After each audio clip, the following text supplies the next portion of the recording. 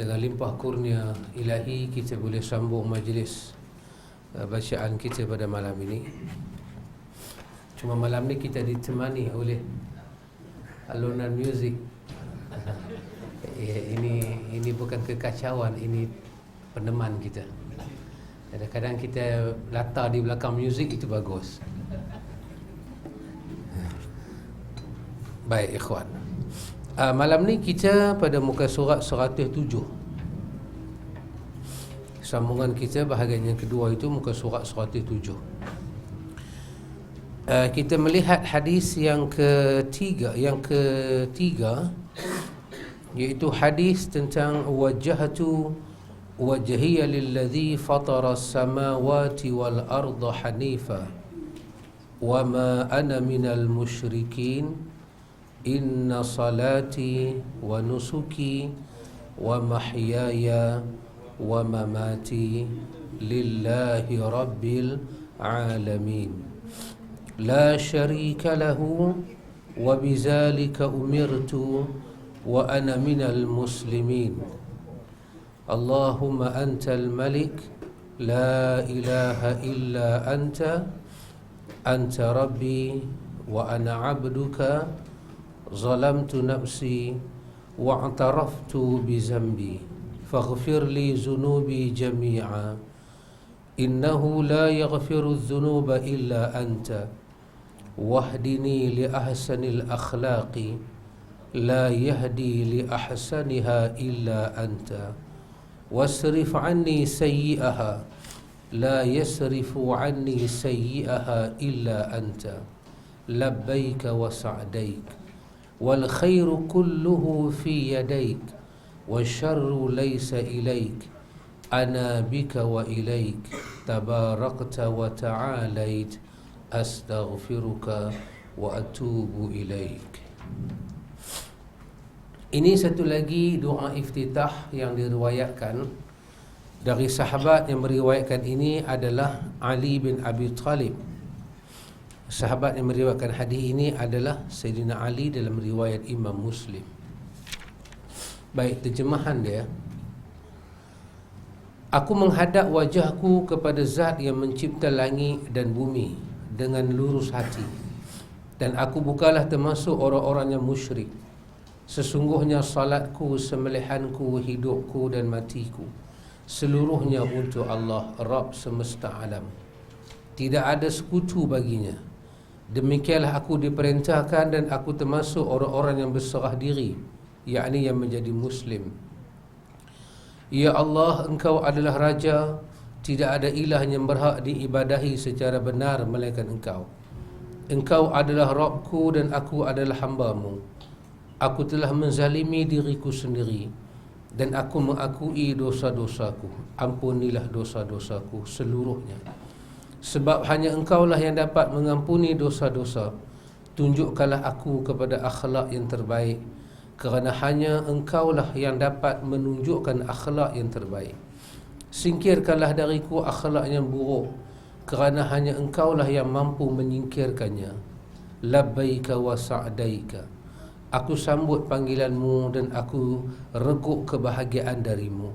Segala kebaikan ada di tanganmu, sementara segala keburukan yang terjadi tidak bisa dialamatkan kepadamu.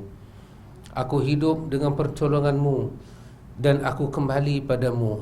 Maha suci Engkau dan maha tinggi Engkau. Aku mohon ampun dan bertaubat kepadamu. Itu adalah terjemahan daripada satu jenis iftitah yang dibaca oleh Nabi dalam sembahyang. Para ulama kita nampaknya mereka sepakat pada menyatakan bahawa ini adalah iftitah Nabi dalam sembahyang malam. Nabi tidak baca dalam sembahyang fardu kerana ini panjang dan dia akan tidak sesuai dengan hadis. Nabi kata iza amma ahadakumun nas falyukhaffif. Apabila kamu imam, ringankan sembahyang. Dan itu ditegaskan oleh Imam Ahmad dalam riwayat Ahmad. Dan ada juga satu hadis daif menyatakan Nabi baca yang ni dalam sembahyang fardu, tapi Imam Ahmad menyatakan riwayat itu adalah daif. Yang pertama, ikhwan, penulis kita nak kita faham perkataan wajhatu. Perkataan wajhatu, aku hadapkan wajah aku. Kita semua tahu kita ada dua wajah.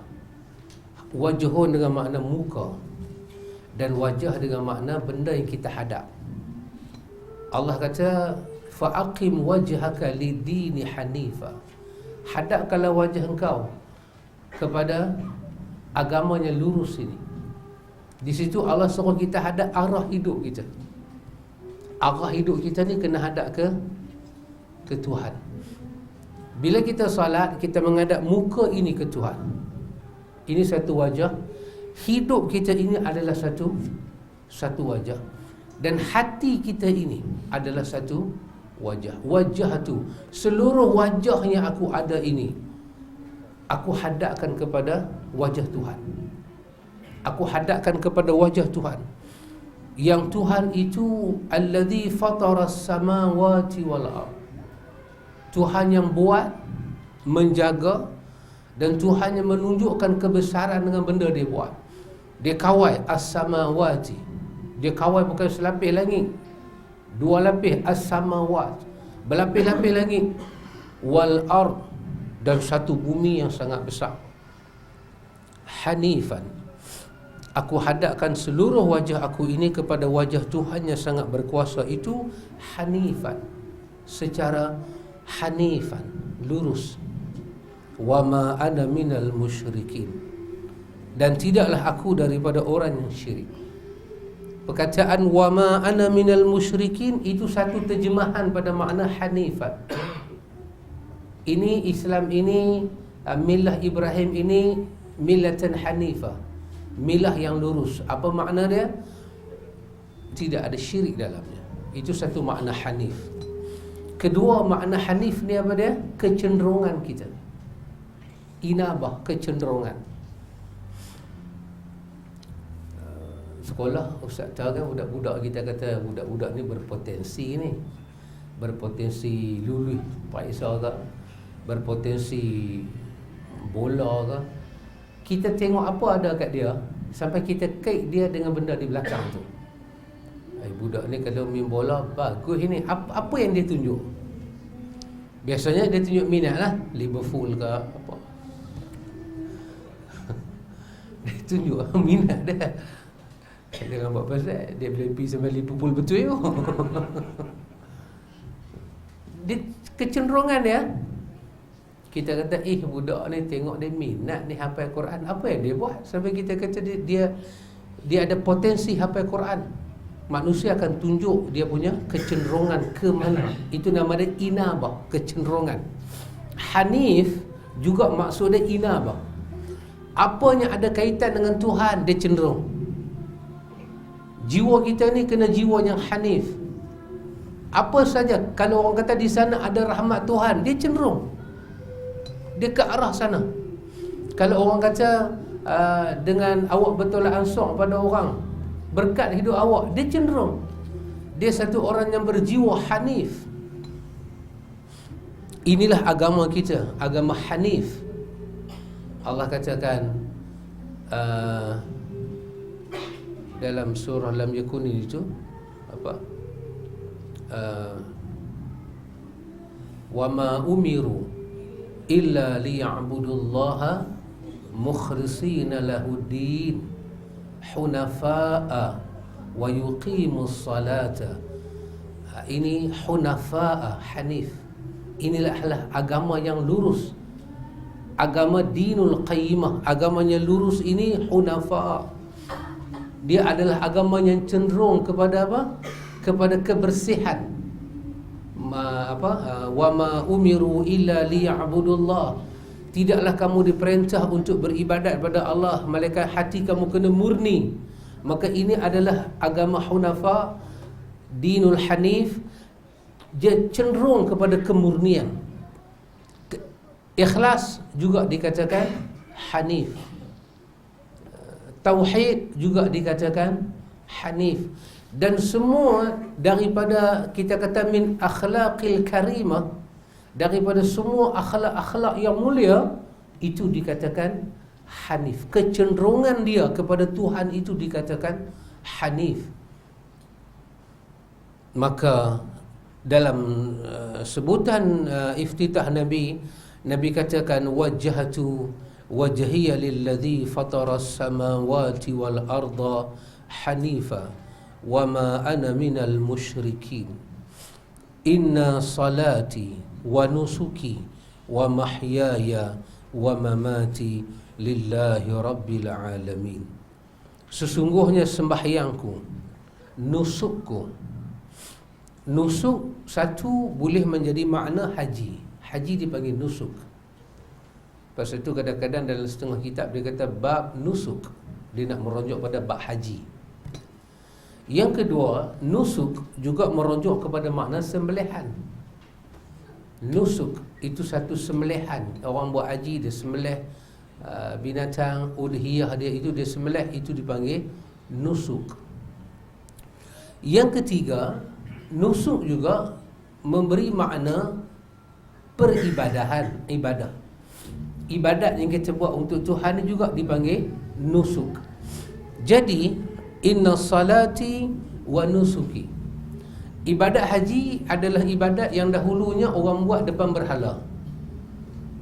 Sembelihan dulunya orang menyembelih depan berhala.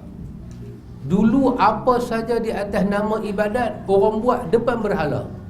Maka bila Islam datang, Islam nak manusia buat semua itu hanya untuk Tuhan. Maka kerana tempat-tempat yang manusia buat syirik pada Tuhan itu diganti dengan perkataan nusuk. Ini ibadat haji, ibadat umrah, sembelihan, peribadahan, semua itu dikatakan nusuk. Maka kalau kita kata sesungguhnya sembahyangku, sembelihanku, haji aku, peribadahan aku, wa mahyaya, seluruh kehidupanku, wa mamati, dan seluruh daripada perjalanan kematianku ini, lillahi, semata-mata bagi Allah, Rabbil alamin, Rabb sekalian alam. La syarika lahu, sekali-kali tidak ada sekutu baginya, sekali-kali tidak ada syirik baginya. Wa bizalika umirtu, maka dengan demikian itulah umirtu, aku diperintahkan. Wa ana minal muslimin, dan aku daripada orang yang menyerah diri kepada Allah di atas apa yang disebutkan di atas tadi. Satu orang dia kata wajhatu sampai itu, dia kata di atas apa? Di atas wa bizalika umirtu. Dia sedar kata itu yang diperintahkan Tuhan pada dia. Tuhan nak dia bawa wajah dia ke Tuhan. Tuhan nak yang tu. Oh, saya baru perasan sahabat baru balik. Lama dah balik. Oh, alhamdulillah. Allahumma ja'alhu umratan mabrura wa sa'yan mashkura wa tijaratan lan tabur. Baik ikhwan, wa bizalika umirtu, di atas itulah aku diperintahkan. Di atas itulah aku diperintahkan. Di atas apa? Kita mesti menghadapkan wajah pada Tuhan. Kita mesti jaga hanif kita. Hanif yang pertama, wa ma ana minal musyrikin. Apabila itu tak ada, kita menafikan syirik dalam hidup, barulah inna salati wa nusuki wa mahyaya wa mamati lillahi rabbil alamin. Tolak syirik, baru berbuat untuk Tuhan. Kalau syirik tidak ditolak, berbuat untuk Tuhan tidak diterima. Kerana antara syirik dan tauhid, dua benda tak boleh duduk setempat. Antara taghut dan iman, dua benda tak boleh duduk dan berhimpun setempat. Hak ni kalau ada, hak ni menyelisih. Hak ni kalau ada, hak ni menyingkir. Maka la syarika lahu, satu benda yang kita sedang Nabi ajak kita, tidak boleh syirik kepada Allah. Sekali-kali tak boleh syirik. Wa bizalika umirtu wa ana minal muslimin. Itu lawan daripada perkataan wa ma ana minal musyrikin. Isi daripada wa ma ana minal musyrikin, isi dia apa? Wa ana minal muslimin. Allahumma antal malik, ya Allah, sesungguhnya engkaulah malik. Engkaulah malik. Sama ada kita nak terjemah malik tu raja, Satu. Atau kita nak terjemah Malik itu pemilik. Dia buat satu benda, dia memiliki secara mutlak benda itu. Dia Malik. Allahumma antal Malik, la ilaha illa anta. Sekali-kali tidak ada ilah melainkan engkau. Sekali-kali tidak ada ilah yang berhak diibadahi. La ma'buda bihaqqin illa Allah. Imam Ghazali ada sebut sedikit dalam Ihya makna ilah ni. Dia kata ilah ni dari segi sebutan orang Arab, dia merujuk pasal itu. Dia kata ada ayat Quran kata afara'aita man ittakhaza ilahahu hawahu, iaitu tentang apakah kamu tidak melihat orang yang mengambil hawa nafsu dia sebagai ilah. Jadi Imam Al-Ghazali ada kata, apakah dimaksudkan dengan ilah? Imam Ghazali kata tak disebut ilah, melainkan sesuatu benda yang kita sanggup berbuat untuk dia dan mengorbankan diri untuk dia dan menolak bendanya lain semata-mata untuk dia. Imam Ghazali memberi taksiran ilah begitu makna dia. Kalau ada satu benda kita sanggup tolak benda lain kerana dia, kita tak mau hilang dia, kita nak dia sangat-sangat, dan untuk mendapatkan dia apa harga kita kena bayar, kita sanggup bayar. Duit hilang, sanggup duit hilang. Nyawa hilang, sanggup nyawa hilang. Imam Ghazali kata itulah nama dia ilah. Maka Allah, Imam Ghazali kata dalam kita punya susunan syahadah la ilaha illallah, maka sekali-kali tidak ada ilah melainkan Allah. Itu pandangan Imam Ghazali. Ulama-ulama bahasa kata ilah itu bermakna ma'bud bihaqqin. Bila sebut ilah dia bermakna ma'bud, sembahan yang sebenar-benar. Sembahan yang sebenar-benar. Tapi kalau kita nak himpun antara Imam Ghazali sebut dengan ulama bahasa sebut, kita boleh himpun juga. Iaitu kita menyembah Tuhan, Allah itu disembah. La ilaha illa anta. Sekali-kali tidak ada ilah melainkan engkau. Sekali-kali tidak ada yang berhak disembah. Artinya yang orang sembah selama ni kesemuanya tak benar.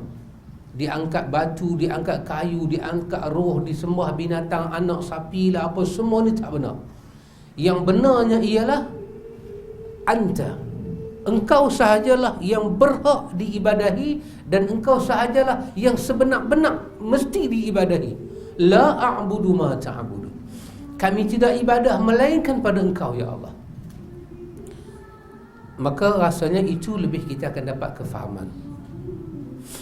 La dengan kita ni, pasal ni malam raya kan, esok raya lah. Timbullah mungkin Ustaz Sobri ada pengalaman macam saya kot. Dia tahu soalan orang suka tanya, boleh tak kita kata selamat hari raya for tomorrow. Besok kawan-kawan bukan orang lain, dia beradik kita juga nak raya besok. Bolehkah kita kata selamat hari raya? Kawan-kawan hantar kepada saya macam-macam. Dia punya itulah, tak boleh ucap hari Natal. Siapa mengucap hari Natal kena memperbaharui 2 kalimah syahadah. Siapa yang mengucap selamat hari Natal bermakna dia mengiktiraf Jesus itu adalah Tuhan selain daripada Allah. Banyak di bawah tu semua dia kata salafi, salafi, salafi. Tak apalah, ikut sukalah. Quran berdasarkan apa yang kita belajar, kita tak dibenarkan memberi iktiraf kepada semua peribadahan yang diibadahi selain Allah. Itu saja. Apa makna ibadah? Sembahan.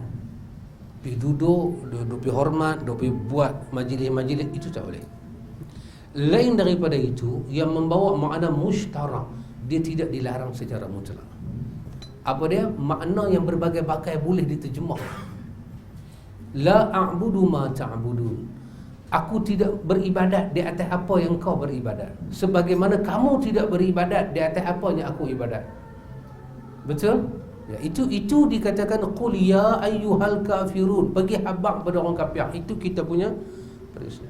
La a'budu ma ta'budun, Aku tidak akan beribadat di atas apa yang kau beribadat, dan kau tak akan beribadat di atas apa yang aku ibadat. Dan aku bukan abid, aku bukan ahli ibadat di atas ibadat kau.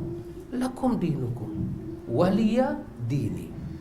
Waliya, bagi aku ini din, ada cara aku beribadat. Lakum dinukum, bagi kamu din kamu. Waliya, dan bagi aku ini din, agama aku. Maka yang tak boleh total dan fatal apa dia? Peribadahan. Tak boleh. Dia nak sembahyang, dia suruh kita pegang garuk, itu tidak boleh.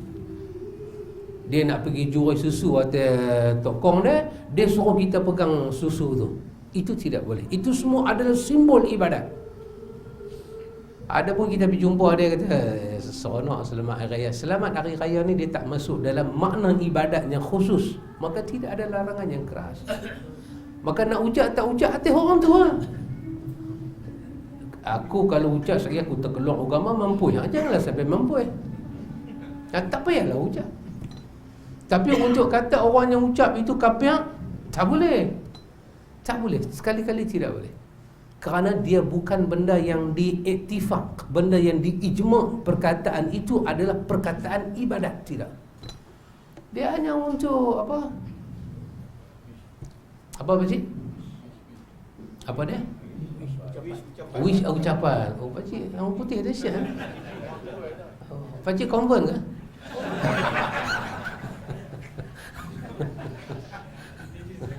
Alhamdulillah, Cik Din dahsyat. Sekali pakcik dia berkelak 4 minit. Orang lama dia jarang berkelak, sekali dia berkelak. Dahsyat. Betul Pak Long? Baik. Panjang doa ni. Kemudian Nabi ajak kita kata, Anta Rabbi, engkaulah penciptaku, engkaulah penjadiku dan pemilikku. Wa ana abduka, dan aku adalah hambamu. Aku adalah hambamu. Zalamtu nafsi, aku telah pun zalim pada diri aku sendiri. Zalamtu nafsi, aku telah zalim pada diri aku. Ya. Kita tak disebut diri, melainkan gabungan di antara jasad dengan roh. Maka zalamtu nafsi, kita telah zalim roh dan jasad kita. Tapi dia guna perkataan nafsi, nafas kita yang naik. Zalamtu nafsi. Satu orang ada roh saja, jasad tak ada, orang tak panggil ini diri dia. Satu orang ada jasad saja, roh tak ada, pun tak dipanggil diri. Zalamtu nafsi, aku telah zalim kepada roh aku dan jasad aku. Kerana bila dua benda ni bercentum, hasillah pergerakan, hasillah niat, hasillah hukum mukallaf, hasillah hukum halal, hukum haram. Roh saja duk perintah roh semayang, tak boleh, roh tak ada hukum semayang. Jasad saja tak ada roh, duk pergi suruh semayang, tak boleh, jasad saya tanpa roh tak boleh semayang. Bila dua benda ni bergabung, maka lahirlah nafs, benda yang boleh menapah. Dia ni sokong, dia ni terima, dia ni memberi penampakan di atas kemasukan kawan ni. Zalamtu nafsi, Tuhan, aku telah zalim roh dan jasad aku. Wa'taraftu bizambi, dan aku mengaku atas dosaku. Aku mengaku di atas zambi, dosaku. Faghfirli, maka ampun dan tutuplah bagiku zunubi, dosa-dosaku jami'a, yang kesemuanya itu.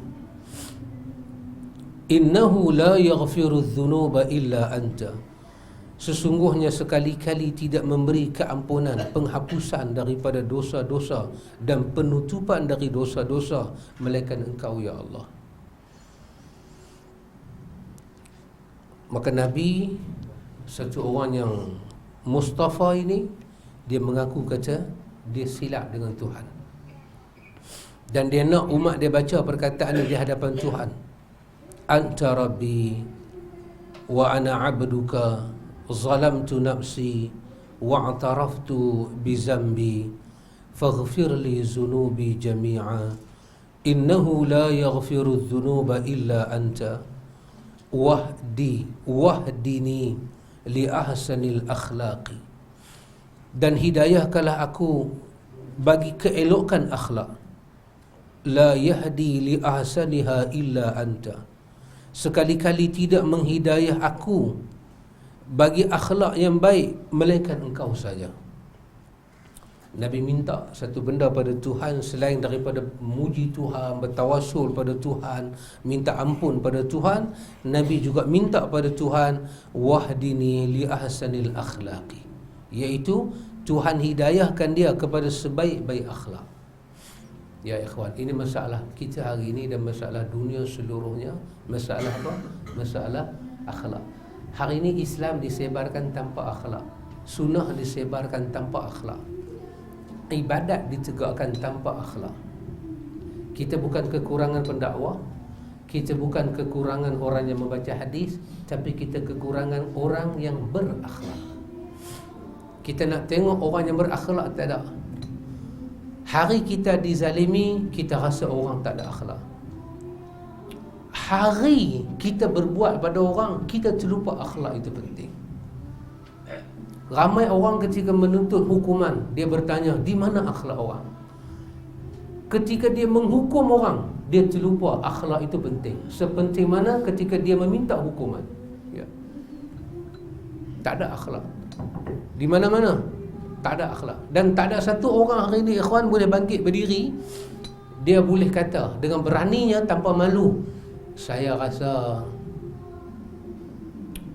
saya kot yang paling, nak kata teruk tu dah lah kan, tapi saya rasa dalam banyak-banyak orang berakhlak ni, saya ingat saya menang banding orang lain. Tak ada siapa berani kata lagu tu. Hamailah macam mana pun, manusia kita boleh berdakwah, kita boleh menyatakan sunnah, tapi nak kata akhlak tu ada di pihak kita, kita tak berani kata. Kerana ya, itu krisis kita, akhlak. Kita tak ada akhlak. Antum tengok jiwa Muhammad, jiwa yang berakhlak.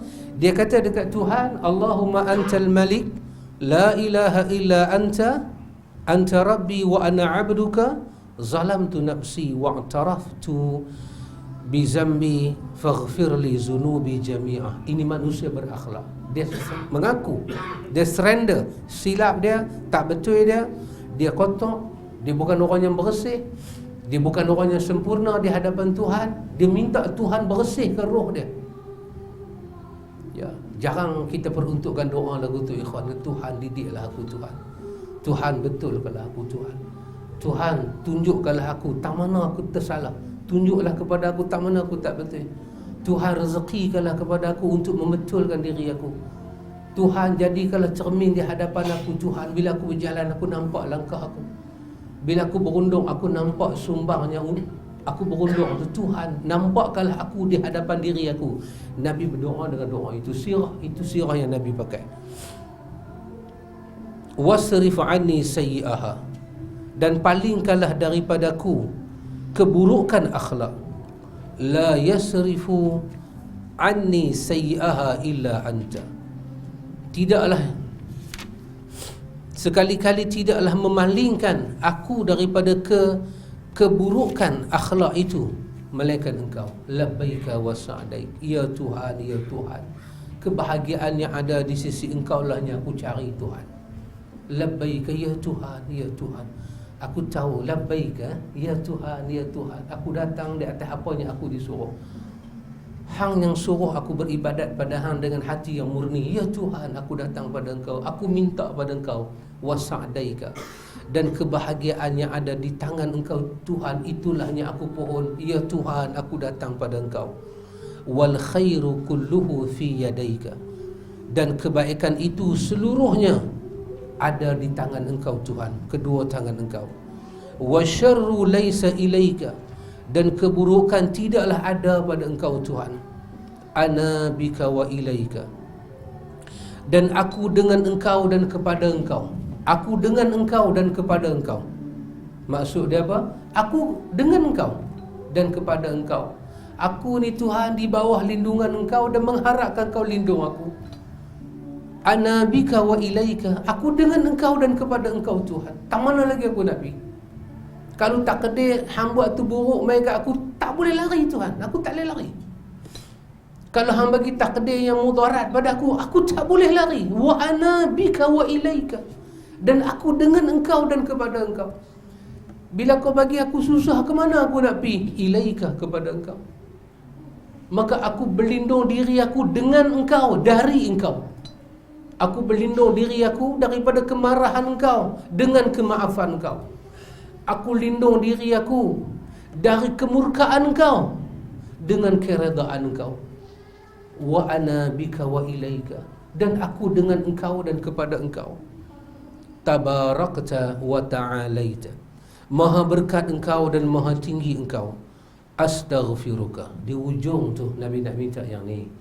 Astaghfiruka, aku beristighfar kepada engkau. Wa atubu ilaik, dan aku bertaubat pada engkau.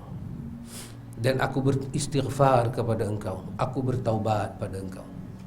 Istighfar kita terjemah dengan makna apa? Tuhan, istighfar, astaghfiruka, aku pohon kau ampun dosa aku dan kau hapuskan kesalahan aku, dan ya Allah kau tutup. Astaghfiruka, itu yang aku pohon pada engkau. Ghafur, Ghaffar, ampun dan hapuskan dan tutup. Ada kadang-kadang dosa kita Tuhan ampun, tapi dia tak tutup. Mudarat balik pada kita. Mudarat balik pada kita. Ada orang dia sembuh daripada penyakit, sihat, tapi kesan dia tanggung. Kesan penyakit tu dia tanggung. Dah sihat-sihat semua, dia tanggung kesan apa? Mata mula tak nampak, ketak. Jumpa doktor, doktor kata ini adalah kesan sakit hari itu. Maka kita dengan Tuhan, kita minta bila Tuhan angkat penyakit, Tuhan hilangkan kesan. Tak mau ada kesan. Bila Tuhan ampun dosa kita, Tuhan tutup kesalahan. Kalau Tuhan tak buat demikian, mudarat balik pada kita dunia dan akhirat. Maka astaghfiruka, Tuhan, hapuskanlah kesalahan aku terhadapmu dan tutupkanlah kesalahan itu. Wa atubu ilaik, kita kata aku bertaubat pada engkau. Bertaubat. Wa atubu ilaik, taubat daripada perkataan taba, kembali pada engkau. Aku datang pada engkau. Aku datang, wa atubu ilaik, aku datang pada engkau, aku kembali pada engkau Tuhan. Aku datang beristighfar pada engkau, maka kau ampunkanlah aku, kau terimalah kedatangan aku ini Tuhan. Dengan apa? Dengan keampunan yang ada di sisi engkau, dengan kerahmatan yang ada di sisi engkau. Baik, kata penulis, sabda Nabi SAW, wajjahtu, yakni aku mengikhlaskan agama dan amalku. Perkataan wajjahtu tadi penulis kata bermakna ikhlas. Ikhlas dalam akidah bermakna tauhid, kemurnian tauhid. Ikhlas dalam ibadat bermakna tidak syirik dan sum'ah. Dan ada yang berpendapat aku tujukan ibadatku ini, wajjahtu, aku hadapkan wajah aku, dengan makna kata Tuhan, aku ikhlas berbuat untuk kau dan aku bawa ibadat aku ini kepada engkau. Yang ni yang ulama-ulama kata, ikhwan, apabila kita ada niat berbuat untuk Tuhan, hadis itu akan datang. Tuhan akan campak pada kita ni kecenderungan. Kecenderungan itulah. Bila ada alamat itu, itulah kita menekanya. Kita buat kelas macam ni pukul 10, baru setengah jam. Kelas kita patut 1 jam. Tadi saya main Y, tak ada parking pakcik. Saya pusing, memusing dan pusing, macam gasin lah. Sampai ke sana, pergi parking sana. Rupanya terlupa malam ni malam raya, patutlah. Begitulah hamba rakyat keluar semalam ni malam raya, terlupa. Jadi bukanlah atas kesalahan ibu mengandung, tidak. Kan, memang itu qadar Allah. Tak ada tempat nak parking, pusing-pusing. Nak parking belakang kereta ustaz, tak ni dekat dengan selekor sangat. Pergi ke sana. Kita ni ikhwan, bila Tuhan bagi pada kita hanif, kecenderungan jiwa, daripada situ kita menilai. Ulama kita kata penilaian yang pertamanya ialah kita mampu menilai diri kita dengan Tuhan. Di atas kecenderungan apa Tuhan bagi pada kita. Dan Tuhan bagi kecenderungan pada kita ni di atas, kita kata apa tadi?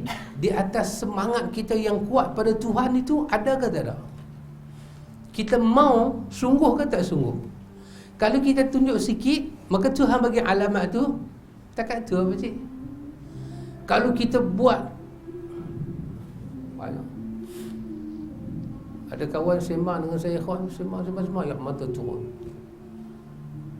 Saya duk fikir tajuk yang dia sembang tu pun kita duk sembang, tapi taklah banyak mata. Tapi dia sembang ayat mata turun. Tapi dia bukan ustaz pun. Tapi dia benda dia bercakap tu, dia rasa benda tu genggam jantung dia. Ayat mata turun. Ayat mata turun. Murah ayat mata. Kita banyak mana kita tunjuk ke Tuhan, banyak tu Tuhan bagi balik ke kita. Sebagai alamat kita dengan Tuhan ni apa nilai dia. Sebelum orang menilai kita dan kita menilai orang, kita mempunyai banyak masa untuk nilai diri kita dulu sebelum kita nilai orang. Kita ni ikhlas ke?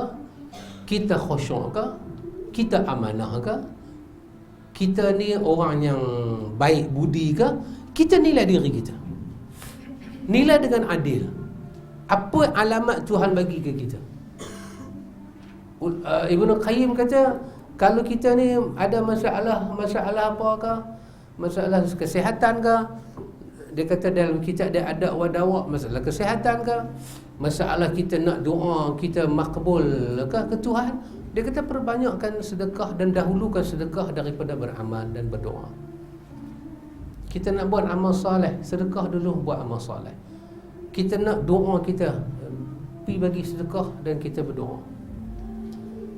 Kita dengan doa yang kita minta ke Tuhan, dengan jumlah sedekah kita bagi, kurang-kurang kita kena add lah pakcik. Kita bagi pun pisang mai, kita minta Jannatul Firdaus.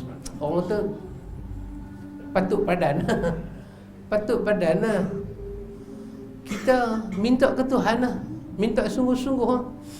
Minta sungguh-sungguh, kita dapat lah. Maka Tuhan bagilah kepada kita kecenderungan jiwa itu hanif. Maka masa itu nikmat daripada Tuhan kita rasa. Tapi hak dia dekat tu. Hak dia dekat tu. Kaki kita melangkah dalam wilayah kita dengan Tuhan ni. Kaki kita mula melangkah ke wilayah kita nak mencari Tuhan. Takat mana langkah tu pergi? Langkah tu pendek lah kita dapat. Langkah tu jauh lah Tuhan bagi balik ke kita. Maka wajahatu bermakna Tuhan, aku ikhlaskan agama dan amal aku, dan aku tujukan ibadat aku ini untuk kau Tuhan. Kata penulis, alladzi fatara samawati wal ard, yakni yang telah membuat langit dan bumi. Ulama bahasa kata, kenapa Tuhan, kenapa Nabi ataupun ayat Quran banyak suka cerita pasal langit dan bumi, langit dan bumi. Antum kalau antum tengok Arab Badui, dia kalau cerita tentang orang ni, dia main daripada satu kawasan jauh, yang orang kata unta tu 5-6 kali berhenti minum air. Bila kawan tu cerita lagu tu, antum kata tengok mulut dia tu ngalik-ngah. Dia nganga. Dia jauhnya. Kalau habak jalan sehari 2 hari dia kata jauh, tapi kalau habak kata unta minum air sampai 3 kali, jauh. Dia tinganga. Walaupun dia badui buat perjalanan lagu tu, dia tinganga dekat kawan tu. Dia hang dahsyat lah. Allah cerita dia buat langit, dia buat bumi, tapi dia guna perkataan fataras samawati wal ard. Dia tak guna perkataan khalaqas sama. Dalam ayat lain dia guna khalaqas sama, tapi dia guna fataras samawati wal ard. Maksudnya mencipta juga. Tapi bila disusun dalam balaghah macam tu, dia menggamit orang yang dengar tu jadi nganga.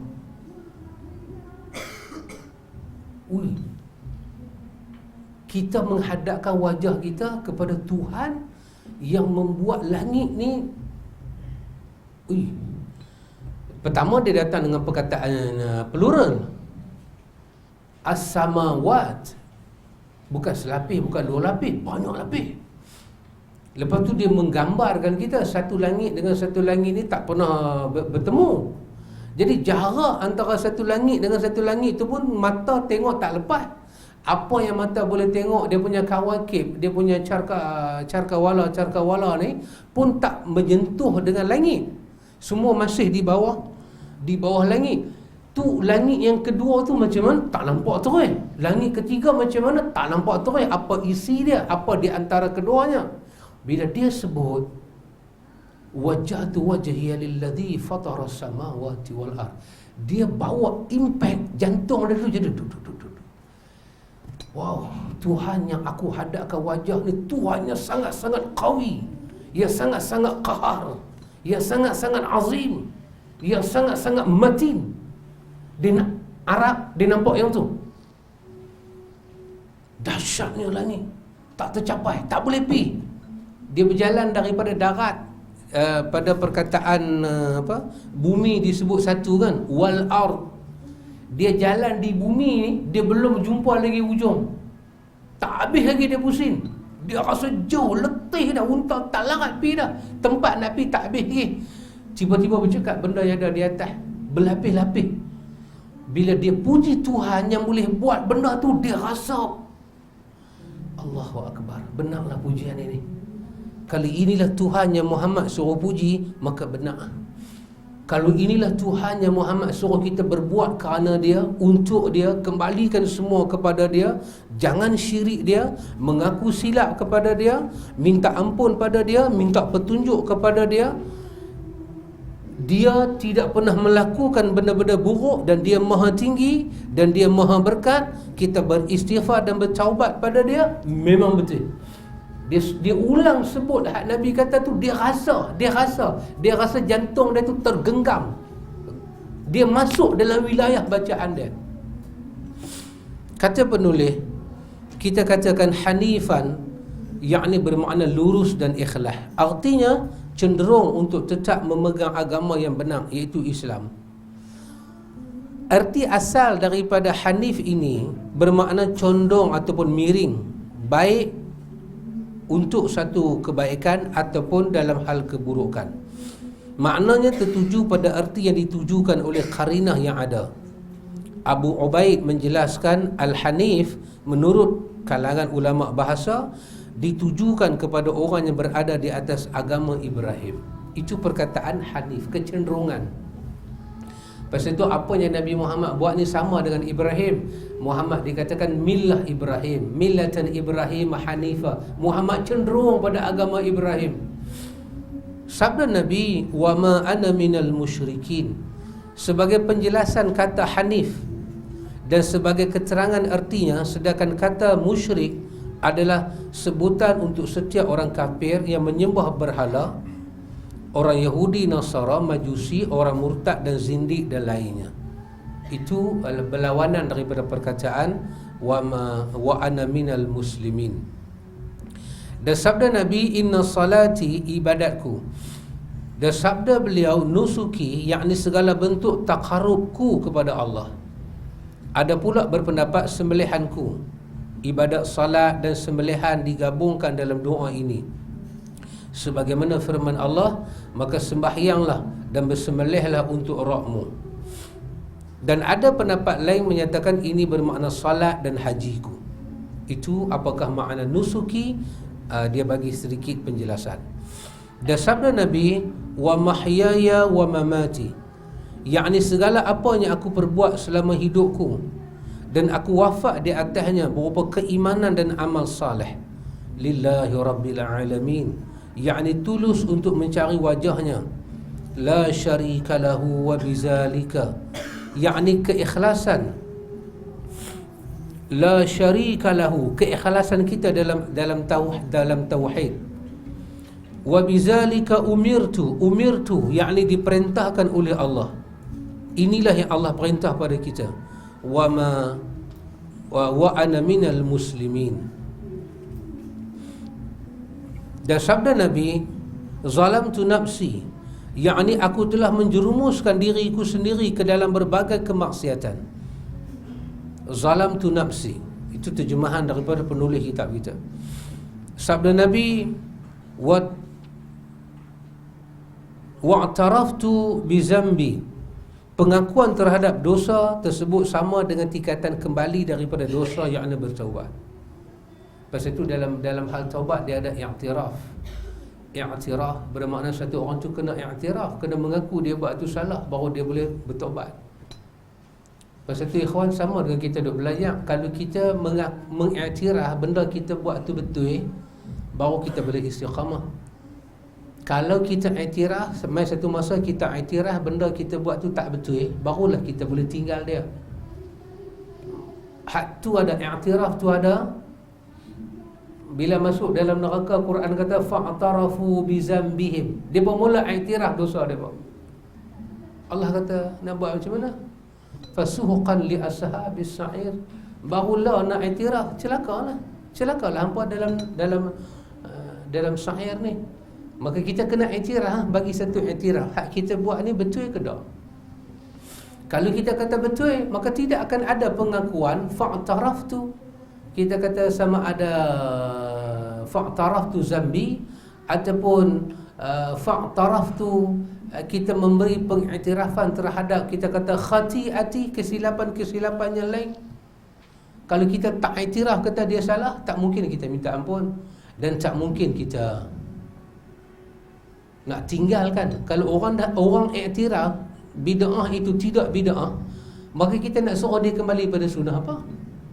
Dia tidak mengiktiraf dan tak sampai ilmu nak iktiraf tu, dan dia tak nampak daripada sudut mana nak bagi pengiktirafan. Nak iktiraf kata benda tu tak betul, nak iktiraf kata sunnah yang sahih ni benar, yang dia duk buat selama ni tak betul, dia tak ada sumber, tak ada suluhan boleh bawa dia kata saya salah, yang ni salah, yang ni betul.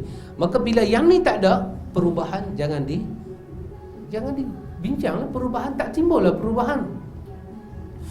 Pasal itu bila orang tu dia mengaku dia lalai, baru dia boleh berubah. Misalnya budak-budak sekolah nak sedarkan dia masa belajar ni banyak, bukan senang ikhwan. Sebab dia tidak mengiktiraf, dia buang masa, dia tidak iktiraf, tak baca buku tu, dia tak iktiraf semua tu. Kita cikgu duk nampak kata kena belajar, belajar apa dia dah.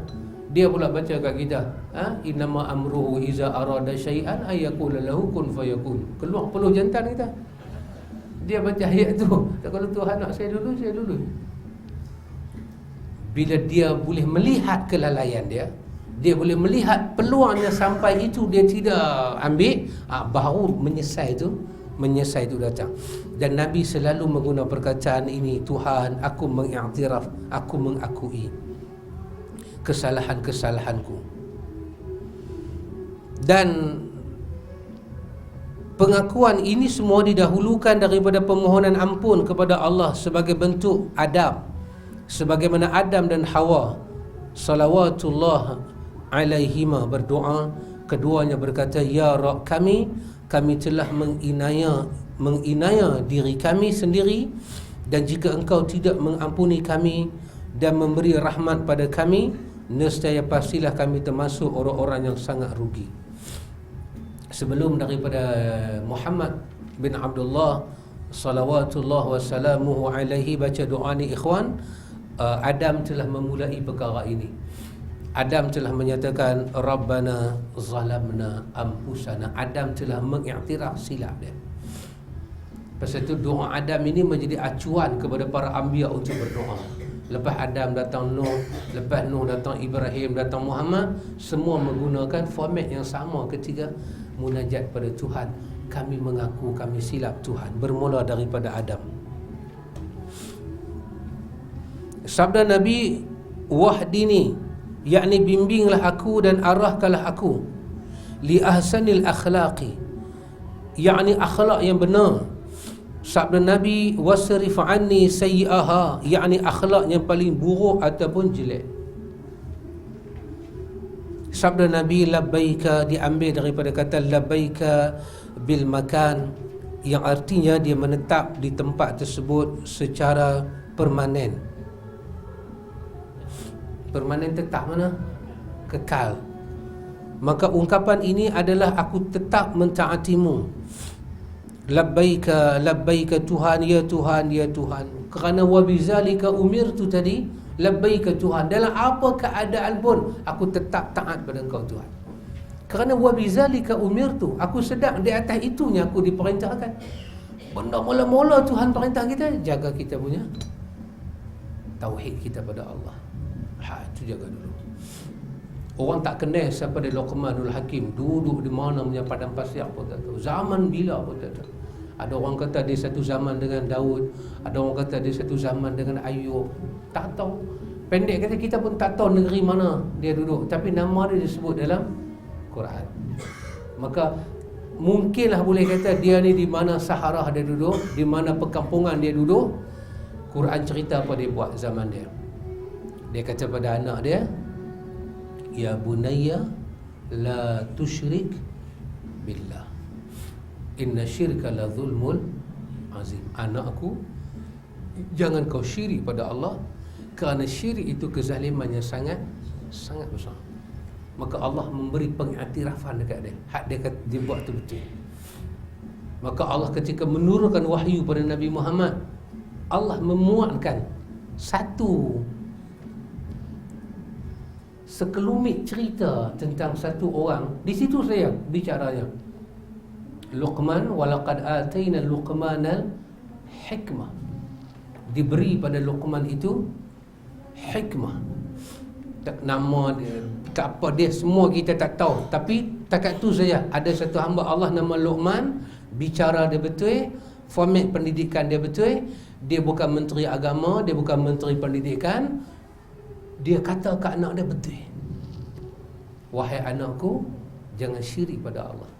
Sesungguhnya syirik itu kezalimannya sangat besar. Betul. Hak ni kita ulang balik. Dia itu seorang daripada Bani Adam, anak cucu Adam. Kutubi kata ada orang kata dia Nabi, ada orang kata dia bukan Nabi, dia ahli hikmah, orang yang bijaksana. Hanya Allah yang maha mengetahui. Maka perkataan labbaika wa sa'daika menunjukkan kita akan istiqamah di atas taat pada Allah. Sabda Nabi, wasrifu, perkataan Nabi, wasyarru laisa ilaika, ketahuilah bahawa yang menjadi pegangan ahlul haq adalah segala yang ada, apakah itu baik atau buruk, bermanfaat atau merugikan, semuanya berasal dari Allah dengan kehendak dan takdirnya. Para ulama berselisih pendapat tentang penjelasan kalimat tersebut. Perkataan dalam doa Nabi ini, Nabi menyebut tentang wasyarru laisa ilaika. Penulis nak bagi penjelasan juga. Dia kata ulama ada memberi penjelasan pada perkataan ini. Yang pertama, keburukan itu tidak bisa dijadikan sarana untuk mendekatkan diri padamu. Pendapat inilah yang paling masyhur, paling popular. Kedua, keburukan itu tidak akan naik padamu, yakni naik kepadamu hanyalah ucapan yang baik. Ketiga, keburukan itu tidak disandarkan kepadamu sebagai bentuk adab. Maka tak boleh kita menyatakan wahai pencipta keburukan, walaupun dialah yang menciptakan kejahatan. Sebagaimana juga tak boleh dikatakan hai pencipta babi, walaupun dialah yang menciptakannya. Wasyarru laisa ilaika, keburukan tak layak disandar pada Tuhan. Tuhan izin orang buat buruk, tapi nak sandar buruk pada Tuhan tak ada. Dia Tuhan yang maha baik. Innallaha ta'ala tayyibun la yaqbalu illa tayyibah, dalam riwayat Muslim. Jadi Tuhan buat anjing, Tuhan buat binatang-binatang huduh ni yang kita panggil mughalazah. Dalam doa kita nak kata wahai Tuhan yang menjadikan anjing. Dia kata dari segi adab, kalimah tu bukan kalimah beradab. Memang kita tahu Tuhan yang buat anjing, tapi bila kita kata wahai Tuhan anjing, dia bukan jadi kalimah menyeru, dia jadi kalimah melaknat dan menghina. Maka semua ucapan buruk tidak layak ke Tuhan. Wasyarru laisa ilaika, perkataan buruk, Adat-adat yang buruk jangan dibawa sebagai taqarrub diri pada Allah. Jangan, tak sesuai. Yang keempat, hal itu bukanlah satu keburukan jika dinisbahkan kepada hikmahmu, kerana engkau tidak menjadikan sesuatu itu dengan sia-sia. Dan pendapat ini sangat kuat, iaitu kita katakan secara hikmahnya Tuhan buat benda buruk ni adalah hikmah dia. Tapi nak sandar pada Tuhan, nak pergi lungguk keburukan pada Tuhan, tak. Nanti dia akan membawa pengaruh tak baik kat kita. Pasal apa kita Tuhan buat benda buruk, kita nanti duk wirid dengan benda tu, last sekali kita akan kata Tuhan ni memang Tuhan yang buruk. Kita tak boleh begitu dengan Tuhan. Sabda Nabi, ana bika wa ilaika, yakni aku hanya berlindung padamu dan hanya kepadamu lah aku bersandar. Aku hidup dan mati dengan anugerahmu dan kepadamu lah tempat kembali. Atau aku tetap eksis keranamu. Apa itu? Apa? Wujud. Oh, exist. Exist, Ada satu kumpulan tu nama exist. Ada kan? Ibu, kau disiram bayu pagi kan? Rahmat kan? Budak tu nama Rahmat kan? Mamat exist. Ibu, kau disiram bayu pagi. Tuhan, ampunilah dosa ibu, tempatkanlah mereka di antara hamba-hambamu. Sedap lagu tu. Nak baca kan, nak nyanyi kan? Saya muzik dah ada dah.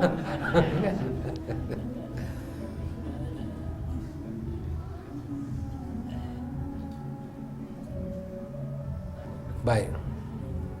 Pasal lagu ni dia kacau saya. Pasal lirik dia siapa?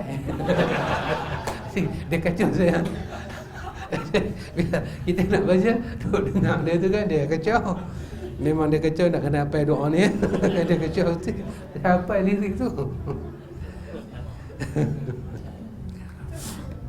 Baik.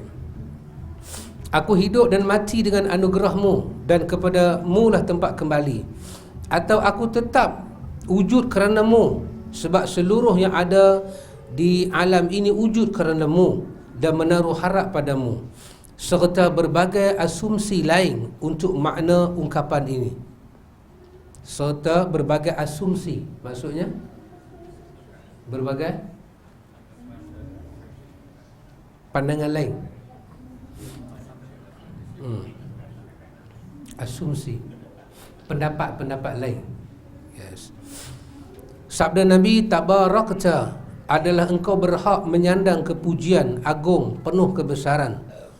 Sabda beliau, wa ta'alaita, yakni yang maha besar engkau dari segala bentuk sangkaan dan pemahaman serta dari segala bentuk kekurangan.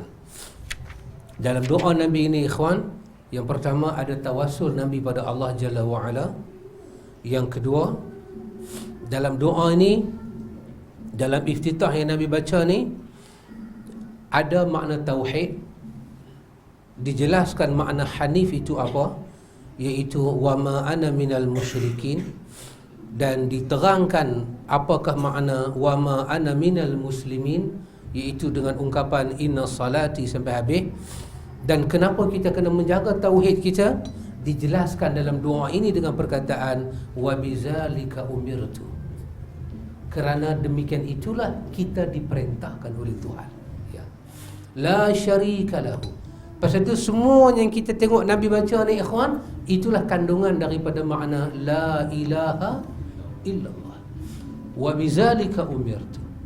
Selama-lama kita ahli tauhid, selama-lama kita ahli kiblat, selama-lama kita ahli haq dan ahli iman. Kenapa? Wa bizalika umirtu. Itulah perintah Tuhan pada kita. Maka dalam iftitah ini ada mengandungi doa Nabi pada Tuhan. Nabi start menyatakan zalamtu nafsi. Itu semua doa Nabi, dan kita lihat apa yang dia minta. Dia minta Allah ampun dosa dia, Allah tutup kesalahan dia, dia minta akhlak, dia minta dilindung daripada akhlak yang buruk, dan dia kata labbaika wa sa'daika, sampai bila-bila dia akan berada di atas jalan Tuhan kerana apa yang ada pada Tuhan itu yang dia cari. Kenapa ikhwan? Dengan penuh akidah wal khairu kulluhu fi yadaika. Kebaikan itu tak ada di mana-mana, melainkan ada pada kedua tangan Tuhan. Sumber kebaikan itu dari Tuhan, dan keburukan itu tidak ada disandarkan pada Tuhan. Dan dengan Tuhanlah, kepada Tuhanlah kita memohon perlindungan dan pengharapan. Dan Allah Ta'ala itu kita kena sedar sampai bila-bila dia wa ta'alaita, tabarakta wa ta'alaita, dia maha berkat dan dia maha tinggi. Kerana itu kita tersimpuh di hadapan dia. Akhirnya astaghfiruka wa atubu ilaik, Tuhan ampunkanlah aku dan aku bertaubat pada Engkau Tuhan. Hadis ini bacaan Nabi didengari oleh Sayyidina Ali bin Abi Talib yang diriwayatkan oleh Imam Muslim. Lepas ni ikhwan, kita tengok lagi satu doa Nabi. Aisyah cerita pula pada kita satu doa Nabi dalam riwayat Muslim juga. Aisyah mendengar pula Nabi baca dalam sembahyang malam, Allahumma rabba Jibril wa Mikail wa Israfil fatiras samawati wal ard alimal ghaibi wasyahadah anta tahkumu baina ibadika fima kanu fihi yakhtalifun ihdini lima khutulifa fihi minal haqqi biiznik innaka tahdi man tasha'u ila siratim mustaqim.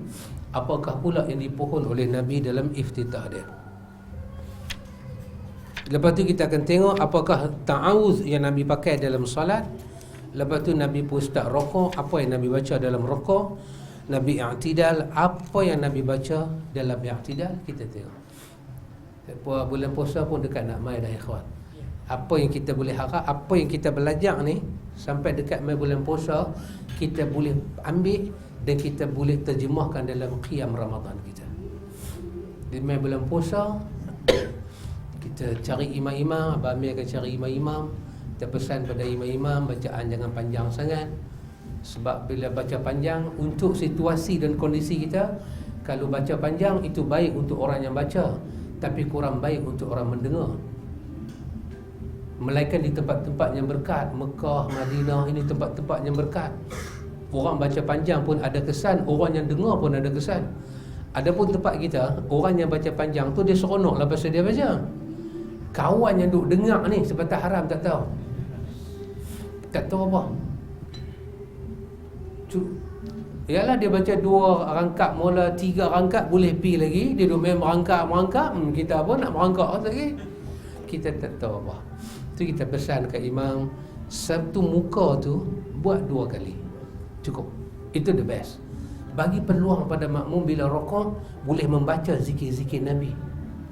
I'tidal boleh membaca zikir-zikir. Banyak zikir-zikir dalam i'tidal ni kita tak baca sampai lah. Bila kita belajar benda ni, saya rasa nak sampai Ramadan dan sampai sujud. Tahiyat tak dan. Maka tahiyat jangan baca lagi, dekat sujud dah. Dan sampai kita ambil. Ataupun kita sembahyang, imam baca pendek pun tak apa ya kawan. Imam baca pendek. Imam baca Al-Ha ke, rakaat pertama, Wailul rakaat kedua. Tapi bila rokok, benarkan makmum membaca tasbih rokok.